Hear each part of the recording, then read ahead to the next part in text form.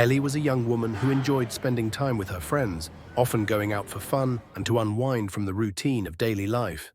One night, while out at a bar with her friends, she met a man named Jordan. He was charming and sociable, quickly joining in on the group's laughter and conversation. As the evening went on, Ellie found herself growing comfortable around him. They all shared drinks, had great conversations, and by the end of the night, Ellie felt like she had made a new friend. As the group began to head home, Jordan offered to give Ellie a ride. She agreed, thinking it was a safe offer and a thoughtful gesture. However, instead of taking her directly home, Jordan drove her to an unfamiliar, secluded place. Ellie grew uncomfortable and afraid, feeling like something was very wrong. What unfolded that night left Ellie shaken, distressed, and with a lingering fear that made it hard for her to process what had happened. Consumed by a fear of judgment and not wanting to relive the trauma, she decided not to report it to the police. 2 months passed, and Ellie tried to put the experience behind her, though the memory lingered. Then, one night, she heard a knock at her apartment door. To her shock, it was Jordan. She hesitated, but for reasons she herself couldn't fully understand, she decided to let him in, hoping for some sort of closure. But once inside, Jordan's demeanor quickly turned hostile. He took out a knife, intimidating and threatening her, leaving Ellie feeling vulnerable and terrified. He once again exploited her vulnerability. This time, though, after he left, Ellie decided she couldn't remain silent.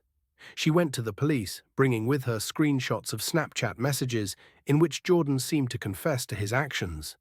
With this evidence, the police detained Jordan, but after a short period, he was released on bail due to limited physical evidence. The release of Jordan left Ellie feeling uneasy. She tried to regain some sense of normalcy, but her fears proved valid when one night, while Jordan was out on bail, he broke into her apartment again. Shaken and afraid, Ellie reported the intrusion to the police, and they took him into custody once more. But after approximately 10 weeks, Jordan was released due to insufficient evidence, leaving Ellie feeling vulnerable and disillusioned. Now, with the police familiar with her situation, Ellie opened up further about her past. She shared with the authorities a disturbing story from her childhood. When Ellie was just 12 years old, she met a much older man named Mo at a family gathering. Mo was kind to her, and over time they developed what seemed like a friendship. However, as their relationship deepened, Mo started to take her to various places and engaged in troubling behavior. Ellie claimed that Mo's actions were part of a much larger human trafficking network, which had affected over 60 other young girls. According to Ellie, this dark chapter of her life extended into her young adulthood, with Mo's influence impacting her for years.